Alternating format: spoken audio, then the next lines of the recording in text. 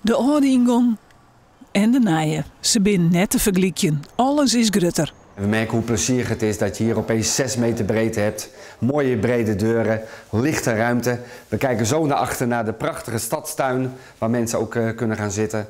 Ja, op deze manier kunnen onze bezoekers echt veel beter ontvangen. Maar misschien nog wel wichtiger is wat er allegear te zien is op de eerste etage. Ja, we worden hier welkom geheten door de bouw van het planetarium IJzer-IJzinga. En het aardige van deze opzet is dat vervolgens astronaut André Kuipers bij hem aan tafel blijkt te zitten. En die legt aan IJzeren uit dat het natuurlijk geweldig was wat hij in de 18e eeuw gedaan heeft. Dat het heel bijzonder is, maar dat daarna wel meer ontdekt is in de ruimte. Je ziet de aarde rond de zon draaien, de maan die om de aarde heen draait. En ondertussen wordt een filmpje vertoond. Op bepaalde momenten stopt hij en leggen we aan onze bezoekers uit hoe bijvoorbeeld de zonsonformatieverduistering ontstaat. De schijngestalten, de seizoenen. Kwaad zijn, het museum is klaar voor de toekomst.